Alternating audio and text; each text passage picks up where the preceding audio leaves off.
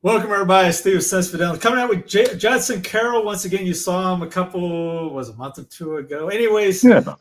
it's something like that. I lost time. Time flies when you're not having fun or having fun. It's on 2.0 speed right now. Anyway, Judson texted me up and said, we got to do a summertime, in the words of Will Smith, and it's hot up in here. Nelly, it is hotter than 80s down here. So, Judson, welcome back. Thank you for the idea. And how you doing? I'm doing great. I hope you are. Just like you said, trying to get through this heat. Just looking forward to fall. So, what is some stuff? Obviously, the easy things: melons, lemon balm. Trying to stay cool in a sense. Mint, I think, is one. What was nature-wise, instead of going to the store to get your, whatever you think, what can you do to stay cool or eat cool in the summer? Or what's stuff to do in the summer where you're not going out there sweating your brains out trying to, what can I eat this? Will this kill me? What can I do with this? Or do you need a fire or what? What are some summertime goods for a foraging community? Well, okay. So summer foraging. All right. Well, first of all, one thing that a lot of people don't know, this actually goes back to Saint Hildegard von Bingen. She said that ferns would kind of cool and refresh the body. So, and I tried this, it actually works. If you're out hiking or if you're working in the sun, you can take a fern leaf and put it under your hat or actually stuff it in your shoes. Your feet won't get as tired and you'll actually stay cooler. Now, you played baseball as a kid like I did. You probably remember cabbage leaves. Cabbage leaves soaked in ammonia. We used to put those under our hats. That works really good. Of course, if you can find a creek and get in it and fish, that's always better than anything else, especially the mountains of North Carolina where I live. A hammock stretched over the creek is always good. Probably though, when it comes to like forage foods, speaking of fishing, my absolute favorite little recipe that I like to do creekside. We have a lot of trout, but you can do this with any, I would say, good fish. Okay, catfish may be a little fatty, but like a bass, a bluegill, a medium fat fish like a trout or something. Catch it, of course. How do you cook a rabbit? First of all, you catch a rabbit, right? So first of all, you catch your fish and clean them. And then look around and see what you got. I'm going to look for wood sorrel. Wood sorrel is what a lot of people would call shamrocks. It's that kind of clovery looking thing, or anything in that family. The sorrels, the docks, they all have a lemony type of taste. I always say it's almost like spinach with a little lemon juice on it. Grab some wild onions. You got wild onions and wild garlic everywhere. I mean, ramps come in early spring, but you've got wild onions probably in your yard. When you cut your grass and you smell that onion smell, that's an onion. It's just not a store onion, right? With the old foraging saying is if it looks like an onion, it smells like an onion, it's an onion.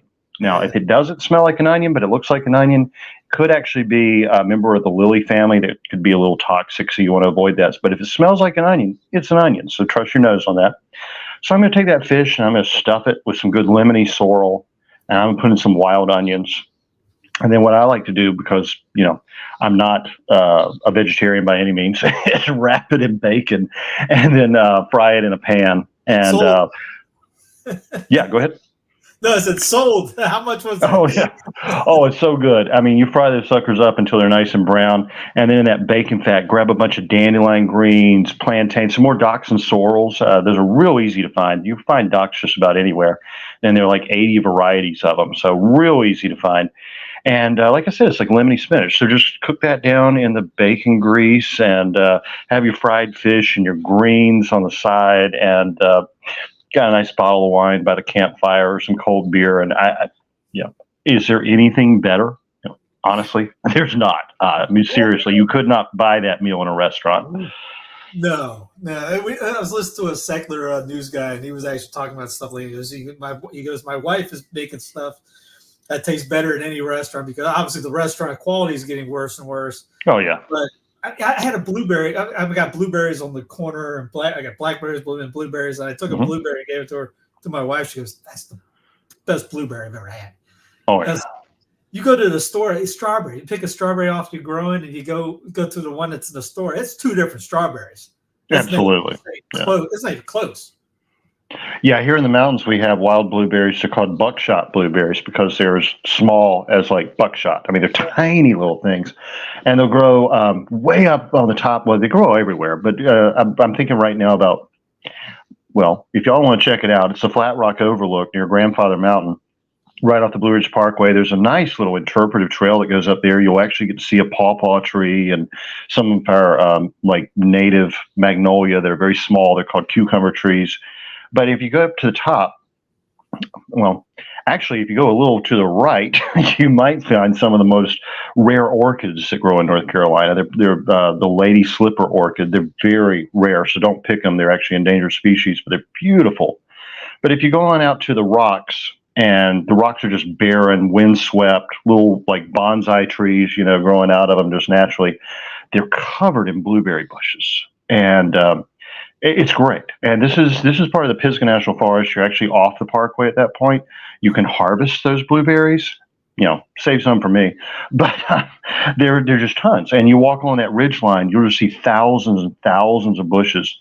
And if you get out there in the morning or the evening where there's like no one around, it is like the most amazing thing to sit up there at like 5,000 feet elevation, the wind coming up from the valley, and the eagles soaring above your head. I mean, it is like, this is why we do this. Yeah, my new place, there's eagle and stuff like that. I'm picturing that when you're talking about that, because I'll look outside the window and you see eagles and a falcon circling around. There's sometimes they'll dip in and try to get the fish out of the it's not a really good looking pond. It's a pond. It's got water. I don't know if you want to eat anything out of it, but they're eating something out of it. But how does somebody? It's just when I'm listening to going, man, that's just walking around. I just saw someone just laying right here. Say like I'm a total moron and I'm walking around. How do I see that that's down there is a wild onion before running the lawnmower over it? Is there something that would shoot it off for me? Well, yeah, I mean, it's going to look like chives, or green onion scallion. And it's usually going to be more like narrow, like chives, obviously. And like I said, it's going to smell like onions. So if you see it, just one tool that's really cool is called a hori-hori knife. It's a Japanese little spade knife combination, probably about a foot long. I love this thing. I keep it on my belt all the time. And if I see something like that, I just stick the knife in there and pull it up, right? Pull it up, smells like onions, you're good to go. Doesn't smell like onions, toss it or plant it back. I mean, that's up to you. The other day I was down here in the Sandhills where I am right now. I'm in the Pinehurst area. And there was a lady that was, she'd been a master gardener. She's gone to a retirement home. One year she planted Perilla. That's considered a common weed in North Carolina. The state wants you to get rid of it if you see it. I don't agree with that in any way, shape, or form. It's also called shiso or beefsteak plant, and usually it's the purple variety that's planted ornamentally. It's in the mint family. Amazingly, it tastes like cinnamon and anise. I mean, it's just incredible flavor. And for some reason, the state wants you to get rid of it. I mean, you put it in salads, you put it in soups, you can just eat it. They use it as a candy flavoring in a lot of Asian candy. So I have my hori-hori knife. I'm just walking along. I think, there's some shiso. Scoop it up. Took it back, put it in a pot, and now I'm propagating it out of my garden. Another one that real easy to find, and another one, the state's really trying to eradicate this, and people might actually pay you to go into their yard and get rid of it if you were of a mind to do that, is garlic mustard. Garlic mustard is not a true mustard, like mustard greens, but it has the taste of mustard greens mixed with garlic. And to me, that's like the best thing ever. I mean, I'm a mustard green and garlic fanatic. Throw some hot pepper vinegar on there, and I'll eat my weight in mustard any day. It grows rampantly, and it chokes out other plants. So, I mean, seriously, you could actually get paid to do that. And of course, there's kudzu. Kudzu, the vine that ate the South. I mean, if y'all ever want to see what I'm talking about, go to like Rockingham, North Carolina, and just see like the vines all over the old armory and up the sides of the road. Kudzu leaves have protein. They taste like spinach. Raw, they're a little furry texture, but when you just cook them, they're not. They're actually very nice. Kudzu flowers can be used to make wines and jams. They actually taste like and smell like Concord grape. And the root can be used as a starchy vegetable, but this is an amazing thing about kudzu root. It has some antiviral properties and different things. It actually takes away the desire for alcohol from alcoholics. Huh. It's like the very best treatment for someone that has an alcohol addiction is just a tea made from kudzu root. And the root itself is about the size of a man. So one root is really all you need. That's why we can't really get rid of kudzu. I mean, you try to dig it up and it's like the roots are like 6 feet long and 4 feet across sometimes. And if you break off one piece, it's coming right back. A very useful plant, though. It's one of the very best animal feeds, a fodder, a good hay. And actually, the vines have a very fine fiber in there, finer than flax or linen from flax. They make the very best fly fishing lines and the most expensive kimonos in Japan. Yeah, I remember you talking about that before with the last one we did. I didn't know about the alcoholic thing or the roots being as big as a human. That's huge, yeah. Yeah. Well, yeah. I mean, how is like herbs and stuff like that are native, not just native to the South, but something in the summer people can, I don't know, like the lemon balm. Yeah, that's from the mints. And yeah. There's a story that Teresa of Avila, it was asked by the king from her and the Carmelites to bring him the lemon water because it helped cure him of, or it was helping cure people with problems. And so there's medicinal in just a little mint thing. It's very healthy water. Yeah, and there's so many plants in the mint family. It's one of the. Well, you ask, how does someone identify it? Well, one of the easiest ones, and probably one of the first herbs I was ever taught to identify, are the mint family. It's the Lamiaceae family. They have square stems, and the leaves are, what is that word? Symmetrical. They grow like that, and like that, and like that, right? So if you have a square stem plant, and opposite, that's what they're called, opposite leaves, like that, right? That's going to be your mints, all your mints. We have spearmint, peppermint, apple mint, chocolate mint, even. Yeah, I mean, there are all these crazy mints. There's that's going to be your basil family. Anything from like Italian basil or Thai holy basil is going to be in that category. Catmint, catnip. There's two varieties of the same thing. Skullcaps are mint. Lemon balm is such an interesting plant. It's just thought of as like a mild tea herb, and all the mints are cooling to and the Perilla I mentioned, that shiso, that's actually a mint. But the thing about some of the mints is they can be powerfully medicinal. The only recorded death caused by herbal medicine in the last 100 years in America was a woman who used a mint called pennyroyal to try to induce an abortion.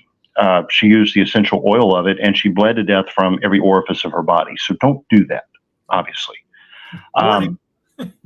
Essential oils are not to be taken internally unless an expert has advised it. They will burn your skin. The essential oils are very different than the natural plant. But even mint in a very strong concentration could cause a miscarriage. Anything in that family, oregano could. Even basil could, but all these plants have really interesting qualities. They're antimicrobial. If you're ever out in the woods and you found a creek, say you had no water and you had no choice but to try to drink out of that creek, which I don't recommend because you don't know what's upstream, obviously, and you don't have a filter, right? But you could find some mint. If you took a handful of mint and chewed it up in your mouth and then drank the water, you probably wouldn't get sick because of the antimicrobial properties of that mint. Our ancestors used all these for like curing meat, to make sausages. That was really the main use of these plants before people started figuring out that they would break fevers. The mints have a cooling property. They're actually called refrigerant. They make your body sweat a little more efficiently and make you feel cooler. But then you get to lemon balm, which we think of just as this mild little tea herb, right? If you were to take a fresh plant tincture of lemon balm, let's say you've got a nice little patch of lemon balm, you go out on a hot day in the morning, The dew's off the plant, but the volatile oils are still just like right there on the leaves. That's what gets on your fingers and makes them smell like mint. Cut the tops of those, take them back, plop them in a blender with the highest proof alcohol you can get. I mean, like Everclear or something, right? Put the lid on and buzz it up. What you're doing is you're using a very high proof alcohol to extract those essential oils, and you put the lid on so they don't gas off. That tincture is actually one of the strongest sedatives there is. It's no longer a little tea herb. It will actually knock you out. And it's very good for pain, muscle relaxer like crazy. It's really like seriously strong, and I'm not kidding. And that's just a little tea herb, that we take for granted. And I'm also guessing that you're not talking about like every leaf off that, just maybe a couple leaves and like an airplane shot of Everclear. Yeah, you're going to take for this, what I would do, I want about just say an ounce of fresh herbs. So I'm going to take the tops of the plants. Any mint, you take the top, and it will grow back bigger. It actually branches. Where you pick it off, it puts out 2 little branches. And now you have 4 leaves instead of 2, right? That's one of the great things about mints. I use them in salads all the time. Mint and parsley, just gather a bunch of them, throw them in a salad with some feta cheese and a vinaigrette. And I mean, I'm happy with that. But take the tops of them, about an ounce, and you would put by volume 2-to-1 alcohol whenever you make a tincture, whether it's a dried herb or fresh herb. Just say you got an ounce by volume. Where's my hand? There we go. By volume of the herb, you're going to want 2 ounces by volume for the tincture, right? Of the alcohol to make the tincture. Right. If you go in like dried hops buds or something, that 1 ounce may fill your jar, right? So I'm not going to say put in 2 ounces of alcohol. That's not going to be anything more like that. But by volume, you're going to go twice alcohol, and that's how you make a tincture. In very basic terms. I say someone's growing their own mint. How easy is it to do it? Is it are they disease prone? Are they easy to keep around? Yeah. I know they're invasive, so people would keep it in a pot or something. But if the leaves, are they still good if the leaves go a little browny? Yeah, sure. I mean, as long as it smells good. The mint is so easy. And see, this is what, when I was talking about like the shiso and the garlic mustard, I love invasive weeds because they take care of themselves. And I can plant them once and forget them, and they're going to come back abundantly, right? Right. Mint spreads. Everything in the mint family spreads. A lot of some of our best herbs spread, and that's actually a sign of like their potency. Is their spreading ability. Bugleweed, another member of the mint family, just notorious for spreading. One of my favorite herbs. Bugleweed flowers. Pick it. It's a good bitter herb for digestion, for liver health. Again, very sedative. It slows and strengthens the heart rate. So you eat a couple of flowering stalks of bugleweed, or Ajuga repens is the Latin name, in which actually repens means spreading. It's the equivalent of drinking a couple of glasses of wine. I mean, you just eat that and you're just like, yeah, it's a good day. So I put it in my salad. I mean, I love it. I love the stuff. It only comes up in the spring for a short while, but it spreads like crazy. The way you want to control spreading plants is actually using their nature to hedge them in. Like where I have the mint planted behind my house, that's the darker side of my house where it's more moist. Mint doesn't really like wet feet. So because I get a lot of water back there, in fact, my backyard's all moss. I mean, it's at, I get 270 days of precipitation in the mountains of North Carolina. So backyard's all moss, front yard's all grass. Backyard, I got my mints because they don't really like wet feet. They don't spread very much. They get too much shade. If you got them in a hot, sunny place, they're going to spread like crazy, like crazy. You can also, of course, hedge things in with walkways, any kind of stone borders, or actually just take, anything really. It could be tiles, or we always used old barn roof tin, from old tobacco barns, and just put it in the ground, and then the roots can't go through it, right? So you can hedge things in, like with bamboo. I'm a huge fan of bamboo as a building material and to make things out of. And bamboo will absolutely take over if you don't stop those runners. But you can put a piece of tin down, or you can put anything like that. They hit it, they're not going anywhere. Or you can do what's called root trimming, which is cutting around the plant to keep it from spreading. Just take your edger and keep going around it and around it and around it. It's a little high maintenance for my taste. Yeah, I got them in little pseudo whiskey barrels, about 10-gallon, I think it is, all around the perimeter. Because I did hear that if you get them too close, the taste will kind of merge together. Is that you've heard that before? What would merge together? The taste will kind of like blend together. Oh yeah, like basically cross pollination. Yeah. There's a lot of plants like that you have to be careful with if you want to keep that true. Like if you're actually going to grow mint, our native spearmint is really fantastic. But if you want that strong peppermint, you really need to get a cutting from a plant. I mean, it's just not going to come out true to seed. Same is true of tarragon.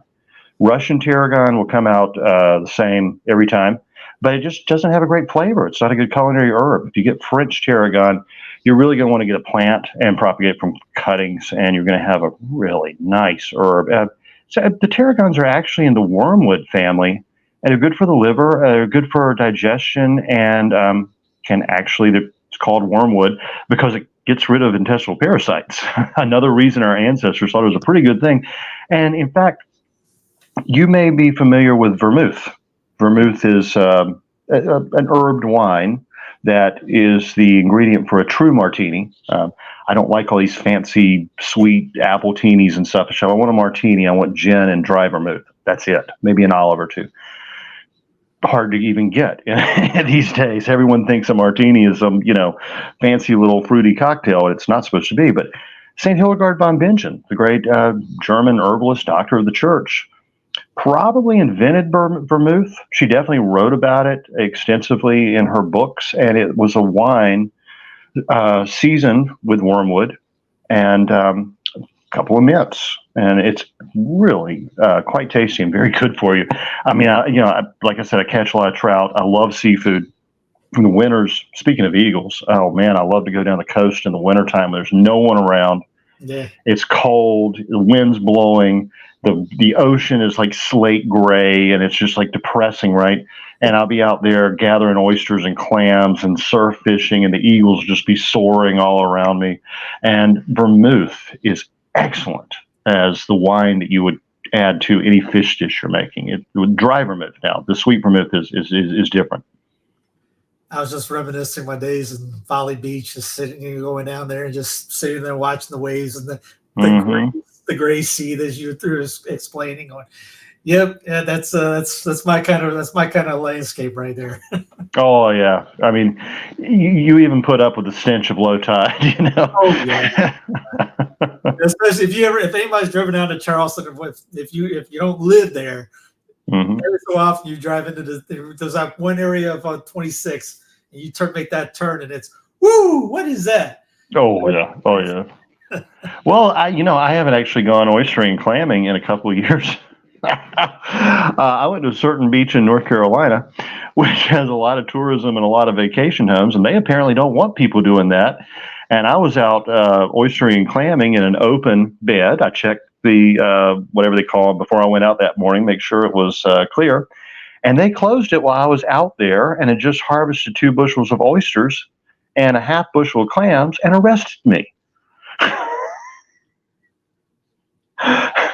Wow.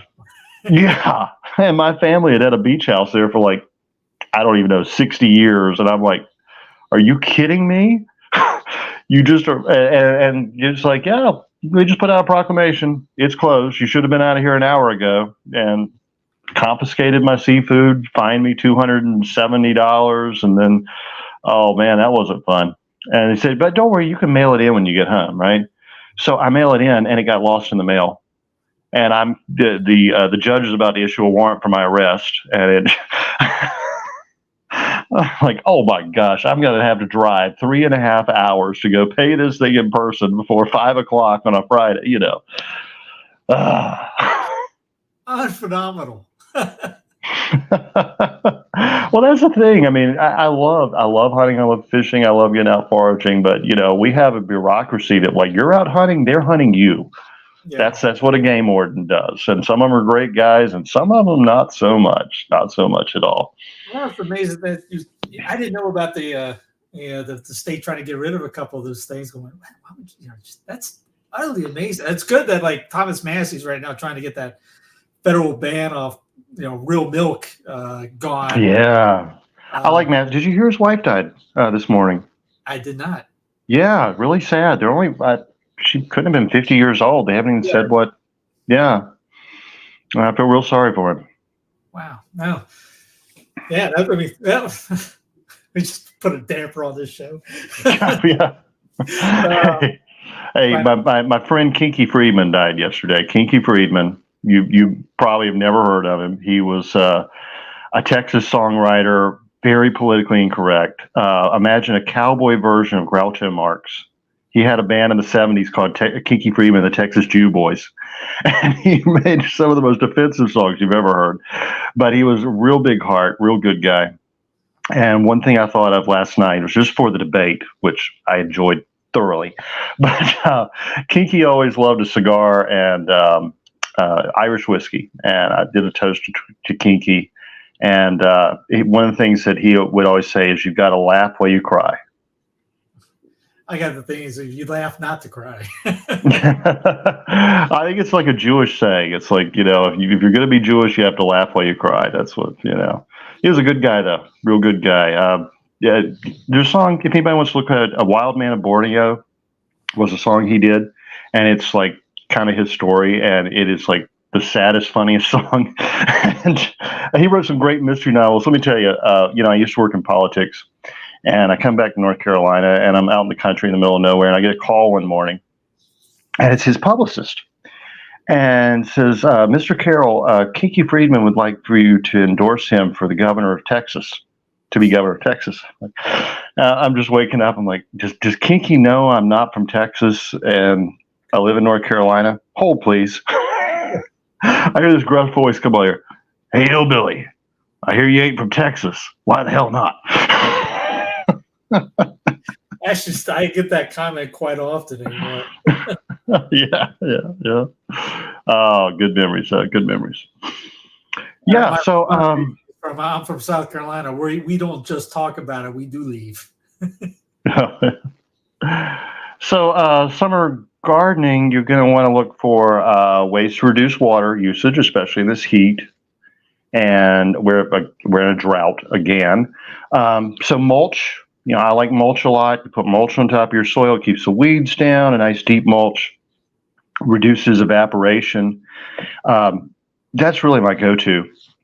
If you use a wood chip or sawdust mulch, you do have to understand that that's going to rob the soil of nitrogen for the first year. Essentially, that carbonaceous matter is going to take all the nitrogen to break down. You can get around this pretty easily, actually, by dousing it with a little urine, a little bit of pee. If you do it not near your vegetables, will really replace that nitrogen. Of course, you could use chemical fertilizer if you have to. I try not to.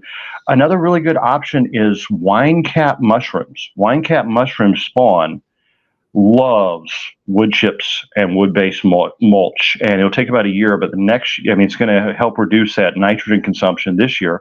But the next year, you're going to have all these wonderful mushrooms growing all between your crops, which is fantastic. And if you were in more of a like a patio situation, a deck, you didn't have soil, there's what's called an Olla pot. It's a terracotta clay pot. Mm-hmm. You put water in it, usually like hang a little rag out of it. The rag will wick up water and it evaporates. And you can actually create like a little air conditioner around your plants with an Olla pot. And they're very inexpensive, and it can really help on a hot patio. The mint idea. Do you just want to stay cool? Do you just pull a piece off and eat it, or you got to infuse it in the water to get it to help out? You can do that. Absolutely. I mean, you can eat mint. I love mint in salads. I love mint. I cook a lot of Italian food and Greek food. Mint can always be substituted for basil or oregano. Mint's really good with fish and chicken. We often think of it as like mint candy, right? But mint's actually a bitter aromatic herb. And you can use it in many ways. Parsley, another one we can use in just about everything. But yeah, you can make a mint tea. That I think is probably more traditional. Like the Turks love their mint tea, and there's like very few more things more refreshing on a hot day than an iced mint tea. Or make your just regular tea and ice it and put some mint leaves in there. I don't like mint juleps, but would that be where they joke about us Southerners and the mint juleps? Was that because it's hot and we're having mint juleps? as far as I'm concerned, that's just a real shame to do to decent bourbon. But if you like it, more power to you. You take a little bourbon and you take some mint and make a simple syrup, which is equal parts water and sugar. And see, I don't have a sweet tooth. That's one thing I got going for me. I like chocolate. Just give me the straight bourbon and yeah. I don't play around with that, but I don't like anything sweet in my drinks, and bitter chocolate's my thing, or fruit. I just don't get into sweets. But if you do, mint julep is a lot of people's favorite, and it's good on a hot day. But I'm gonna leave the sugar out. Well, not to stick on alcohol, but you had a beer idea with a persimmon tree. Oh yeah. Okay, so right now the persimmons are just starting to put out fruit. We have wild persimmons throughout most of everywhere east of the Mississippi. I would say, at least from Georgia up to Maine, I think we have wild persimmons. You have Asian persimmons that can be grown just about anywhere. They're hybridized, and a lot of people do that. Our wild persimmons only get about that big, and right now that's the most bitter substance you can imagine. It's a trick they used to play on kids, get them to eat an unripe persimmon. It just puckers your mouth. It's horrible.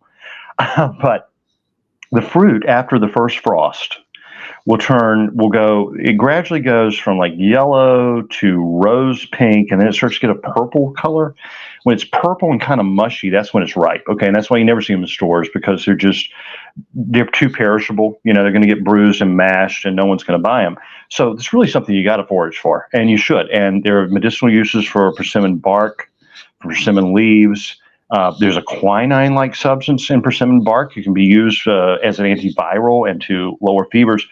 But you take this fruit, and there are all kinds of traditions with it. Like you can take the seed and split it open and read it to kind of predict the weather. I don't know. But anyway, de-seed, pull all the seeds out of your persimmons, and then what you want to do is mash them through a wire screen, like a tea strain or a sieve, whatever you got, because there's these little specks in there. At this point, it's perfectly sweet. But if you leave those specks in there and cook it, it's going to be just as bitter as an unripe persimmon. So they're a little tricky to deal with, but they make excellent persimmon bread. You can use any banana bread or pumpkin bread, zucchini bread recipe you want with mashed persimmons.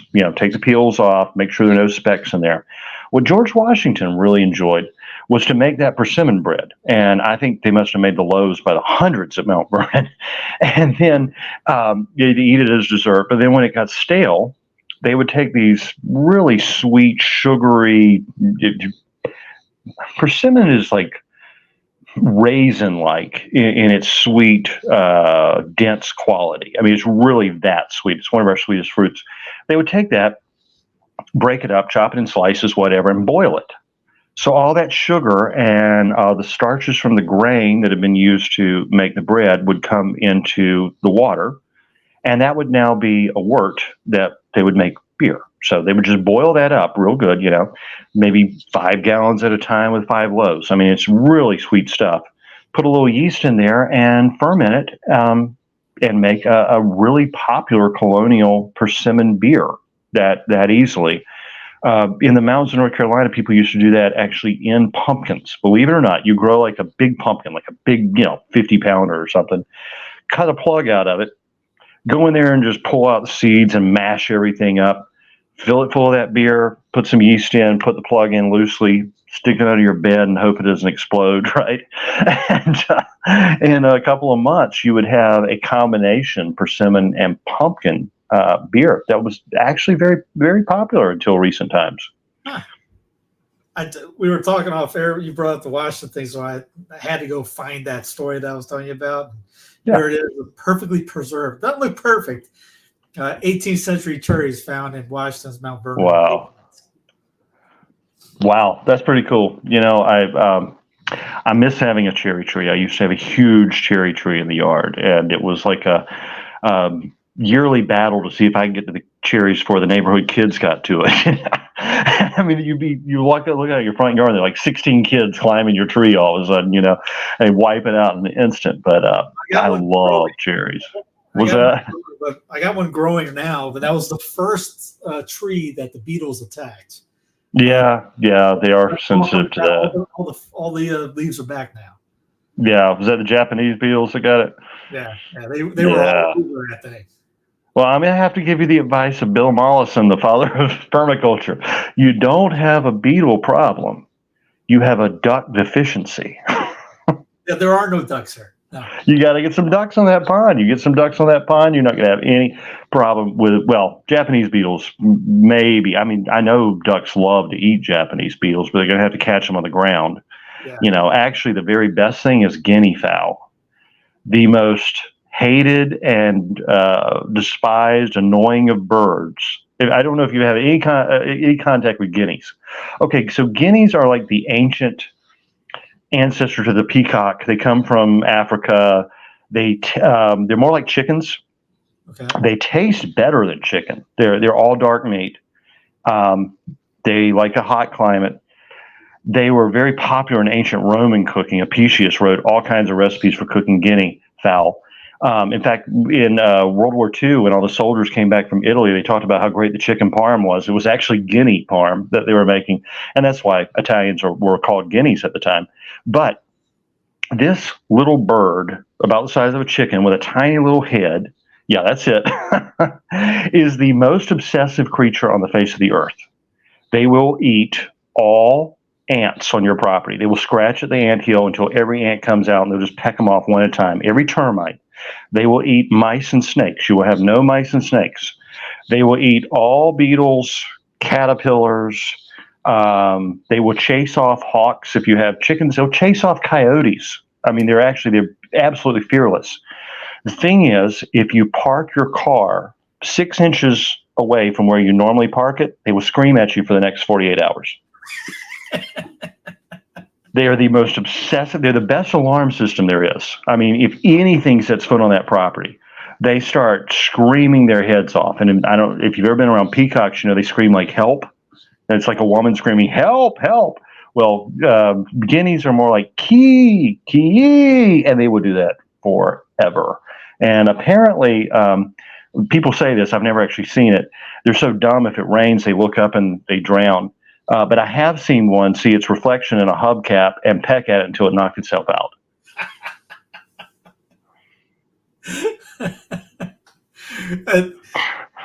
Is there a place you get guinea fowl around? Oh yeah, probably any like farm and garden center, any feed store will have them this time of year. They should have them along with the chicks and the ducklings and all that, or like online Murray McMurray hatchery or any of their competitors. They'll send you a dozen of them for like $50 or something, and they free range. You don't have to put them in a coop. They roost in the trees. You're going to be finding eggs all over the place, and the eggs are just like chicken eggs, and they will survive the winters here in North Carolina. But if you're like in the mountains where I am, they're not going to survive the winter. So just go ahead and grab your pellet rifle and harvest some meat for the fridge. And it's really, it is actually much better than chicken, I have to say. Never heard of them before. Oh, they're horrible, but they're also wonderful because they will take care of all. I mean, you don't need to call an exterminator. Get 3 guineas, put them in your yard. They will get rid of mice, squirrels, snakes, armadillos. If you happen to have an armadillo problem, the guineas will get rid of your armadillos. They will go just harass them until they leave, is what they do. Groundhogs, gophers, chipmunks, and all insects. This is like the ultimate predator in a bird. Huh. I had no clue. I have to ask great, yeah. if they want to get involved in that one, because wow, I had no clue. I had no clue about that, because the beetle thing. I'm going, well, they just come in, they'll end up leaving or something like that. No. I see. Oh, they're great for fire ants. Are the best thing. I mean, I hate fire ants. I mean, and they will just literally stand there and they will scratch at the hill. Every ant that comes out, they eat it, and they will stand there for like 5 days without sleeping until they have eaten every single ant coming out of that hill. Wow. Okay. Yeah, I was thinking that. Yeah, I'll have to look into that a little bit more because we have a Yeah. fire ant problem. There's fire ants all over the place, and obviously people don't want to throw in the chemicals again, which will get the job done. But I'm sure that's not good for your lawn if we're not Yeah. lawn garden. If you have a real just basic garden, so that's a great. I mean, that's you talk about natural. Yeah, that's the permaculture way. Now, if I want, you've got another a great tip for getting rid of fire ants. If you don't want to go the Guinea route, just put some Dawn dish detergent on their hill, and I mean, it does no harm to the environment, and it will kill them. Mix it up with a little water, dump it on there, they're gone. And that's one thing. That's Dawn is pretty much the solution for wasps, getting rid of wasps, the beetle. Yeah. Who knew? I did not know that it was pretty much the take care of solution for all these insects. There's I know, a it's guy, crazy. first shooter with Dawn and a spray, taking out wasp with his kid. Yeah. And borax, the old laundry detergent. It's boric acid. And see, like I said, I'm in Pinehurst. I'm down at my mother's place. She has a problem with her air conditioning unit. Every summer, the ants go into it because they hear the vibration of the electricity, and somehow they're drawn to it, and it just screws up her air conditioner. It stops working, right?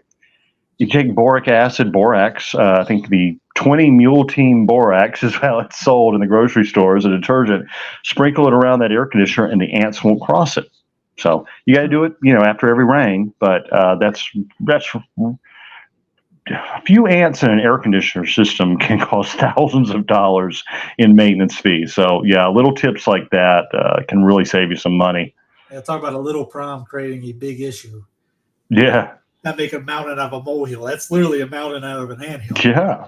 Well, ants, I mean, speaking of Texas, ants cause blackouts just about every year in Texas. They get in, it gets hot, and somehow they're attracted to the vibration of the electricity.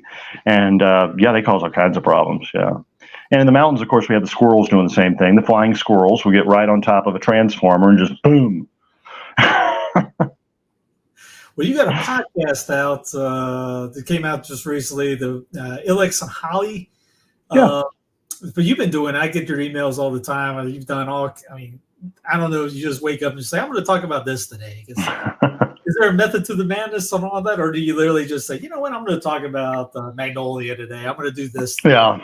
No, it's all based on my books. I've written 14 books. I guess 11 of them are herbal books. And so when I start a series like Medicinal Trees, I just go a chapter at a time. And I give a lot of stuff away for free. I mean, the articles come from my books. The podcasts are coming from my books. I hope people buy my books. I like it when people buy my books, but they get a lot of free information I send out weekly articles. I do 2 herbal podcasts a week. The one I just did that you mentioned was for the Prepper Broadcasting Network, but I also have my own Southern Appalachian Herbs podcast. I've been working through my book on spring foraging and the weeds and grasses of the American South. So many of what we call weeds are actually medicinal plants that our ancestors brought here, and now we're trying to get rid of them, which makes no sense because everybody wants a lawn that looks like a golf course. I'd rather have a lawn I can eat myself. I'm half French. I'm all about the food, but when it comes to the other content I do, I've written 3 Catholic books now. I do daily gospel reflections. The new one's coming out. I do these every 6 months. So the new volume of daily gospel reflections is coming out for July. Well, it's out now. You can buy it on Amazon. And if you sign up for my Uncensored Catholic Substack newsletter, that's my Catholic podcast. It's called The Uncensored Catholic because, as you may have noticed, I'm not very good at self-censoring. And I get into a little politics, and I get into a little culture, and I get into a lot of stuff on there. But if you sign up for it, it's a free newsletter on Substack. I send you those daily gospel reflections for free every morning. So they come from the Mass readings. So you can stay up on what's, the Mass reading for the day and kind of get my reflection on it. Then my other Catholic book, of course, is my conversion story. And yeah, I guess it pretty much sums up the books. 2 cookbooks, 11 herb books, and 3 Catholic books, 3 official podcasts with about 5 episodes a week, usually, and then a free article for herbs every week on Wednesday, and free gospel reflections every morning. Partridge and a fern tree. Exactly. But yeah, holly's a great plant. Very common in the Carolinas. Not much use for medicine anymore. See, our ancestors used to really like plants that would make them puke and help with constipation. And holly's really good at doing that. A few of those berries, you're going to have a really bad evening in the bathroom. But I'm also a wood carver, and I do another newsletter for my wood carving. It's called JudsonCarrollWoodcraft.com. It's on Substack. I guess it's JudsonCarrollWoodcraft.substack or whatever. It's not .com, but that doesn't really matter. Holly is one of the greatest woods for carving. It's like ivory white with a tight grain, and you can even make like really thin spoons and such because it's so strong and flexible. Wonderful wood to work with. Love working with holly. Well, I don't know if I told you the last time we talked. I ended up binging your Rumble channel for a while because you got like little 5-7 minute clips of know whatever. Like you got a magnolia bush and you're holding it, that you eat it, and things like that. Are you? I know that there's that one lady. I can't remember her name right now, but she does a lot of the lost medicinal thing classes. Are you thinking about doing something like that to teach people, like, hey, take a class at Carroll University or something? Well, one, I need to get back to the Rumble channel. I haven't done any of those instructional videos in quite a while because I've just been, traveling too much. For a while, I was actually known as the guy that ate the magnolia flower, by the way. People would say, hey, aren't you the guy that ate that magnolia flower? And magnolia's in the bay laurel family. It actually is a nice edible. Right now, speaking of which, the gardenias are blooming like crazy around here. And if you're not allergic to gardenias, like I am, wonderful flower to eat. You can put them in salad. You can cook with them. They have this like buttery, soft, kind of sweet taste. Really good to use.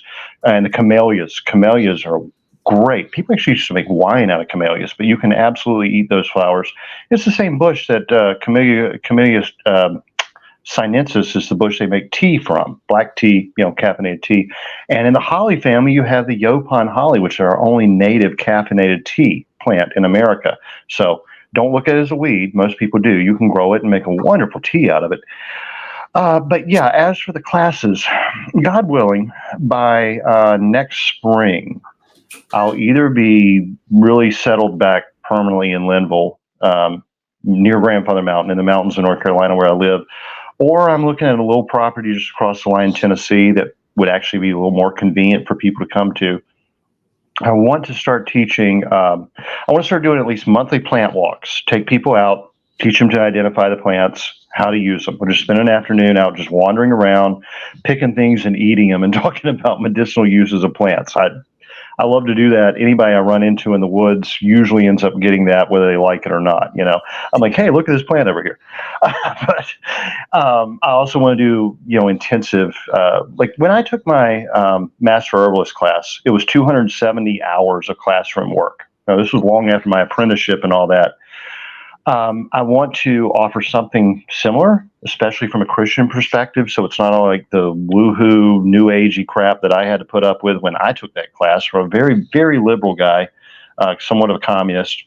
I liked him. He was all right. But, he was always insulting Catholics. And, we shouldn't have to put up with that, especially since Catholics preserved herbal medicine from the, Roman Empire on. If it wasn't for Catholic priests and monks and nuns, we wouldn't even have herbal medicine from a European tradition anymore. I want to do that. So, like week-long or even month-long classes, depending on how deep you want to get into it. So I'd have that at different levels. And then, I don't know if I've mentioned this to you before, but my grandfather, he was a really amazing man. He was like sort of a father of permaculture. He did everything. He was also a carpenter and a brick mason. He did historic preservation for North Carolina. Like if you've ever been to the old market house in Fayetteville, he basically rebuilt it. If you've ever been to Morrow Mountain, he did the stonework up there. Well, the federal government started it. He finished it, but he did a lot of stuff like that. His last project was a living history museum. He bought an old farmhouse that his great-grandfather had built for a family. They were all home builders before the Civil War. And it was a full-scale, self-contained farm. There was a post office on the property. There was a tack shop on the property. There was a general store on the property. Everything you can imagine, plus the house, the farm, spring, everything. And he wanted to do a living history museum. And he didn't want it to just be a place where you just come in and look around. He wanted to teach classes on like how to make horse tack, how to make jam and preserve fruit, how to make wine. He was a winemaker. How to everything, smoking meats to everything, blacksmith. That was a big goal of his, was to have a working blacksmith shop on the property. These are skills that I learned growing up. I always say, like, if you're familiar with the Foxfire books, I kind of grew up living the Foxfire books. I would really very much, and I hope and pray this will happen, I would want to open a school where people can do that very thing. You want to come and learn about gardening? You come spend a weekend with me and learn about gardening. You want to learn about herbs? Spend a week or so and learn about herbs. You want to learn pottery? We'll sit down in the pottery wheel and, we'll make a mug or a bowl or, whatever. Wood carving, leather work, blacksmithing, the cooking. I'd love to have a full culinary school. Like I said, I'm about half French, and cooking's my big thing. I've worked in food most of my life, and I am hoping to sort of doing all of the above and life skills, working with horses and livestock, fishing, hunting, trapping, you name it.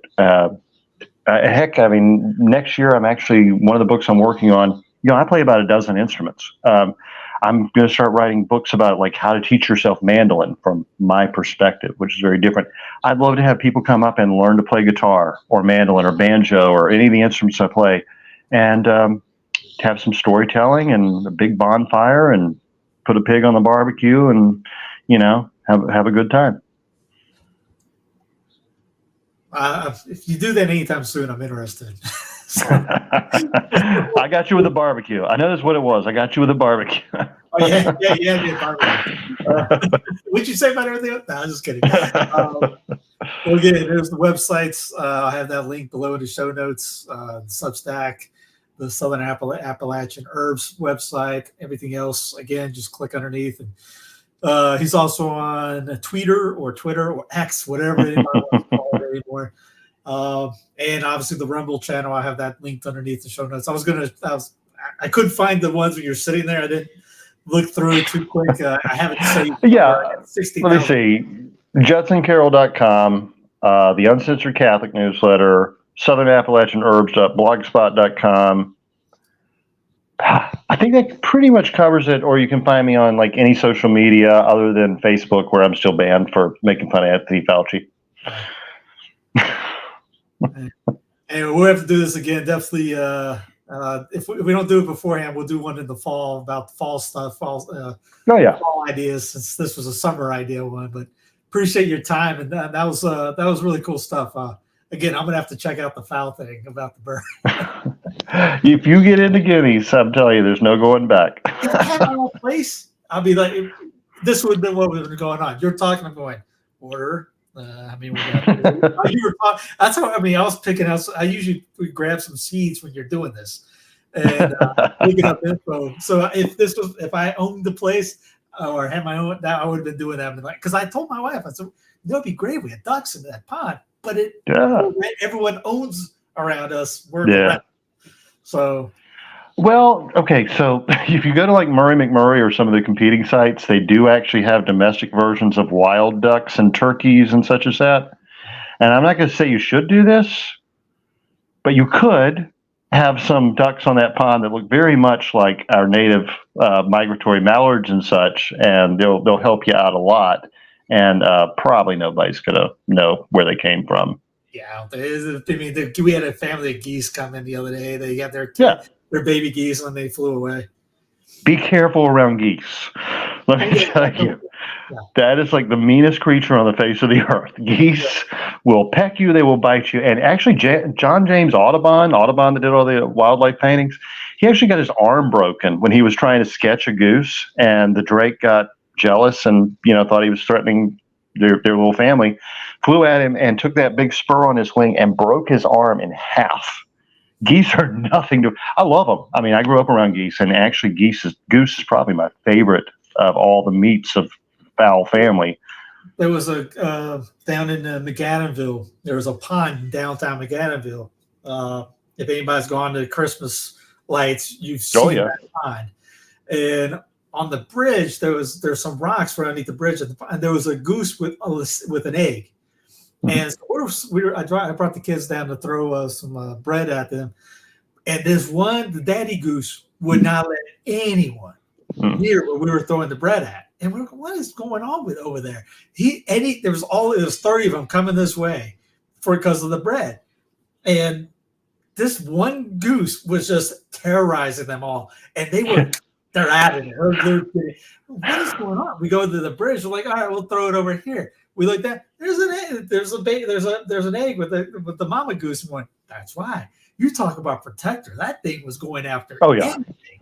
Oh, they're fearless. They're fearless. I mean, I've seen them go after coyotes. I've seen them. They are absolutely fearless, but they're also delicious. In fact, goose and duck fat is the healthiest fat there is. They think, they used to say that the French paradox, the French usually drink about 3 bottles of wine a day and chain smoke and have no heart disease, right? And they thought it was because of the wine, and it probably has a lot to do with it. It's also they eat a lot of duck and goose fat and natural butter as well. And olive oil. Yeah. The whole St. Martin feast was the Martin goose, and that's what the story with the Puritans getting the turkey. They couldn't find the goose, and they still did Catholic things. They were going to do the goose, and they ended up getting a turkey instead. Have you ever had a poldo or puldo? Depends on the little accent how you say it. Also known as a coot in the Carolinas. No, I haven't. Or marsh hen down in Louisiana. I don't know if this is true for all of America, but I know at least in Louisiana, Catholics can eat the poldo during Lent because it's a bird that eats so much fish that it tastes like fish. And it's actually quite disgusting. And so if you're going to eat it, it's a penance. No, it's actually not bad. The breast of it are pretty good, but the rest of it is like the fishiest, stinkiest thing you can imagine. But we call them coots in the Carolinas. Have you ever heard the saying bald as a coot? It's because it's a black bird with a white head, We had a guy on my high school team nicknamed that. Now it makes sense. Just tell him, you just outgrew your hair. You just grew a little too fast, That's what my uncle always used to say. Well, thanks for having me on. I love doing this, and if I can ever reciprocate, I'd love to have you on my show sometime. Name the time and place, we'll do it. All right, we will do that. Absolutely.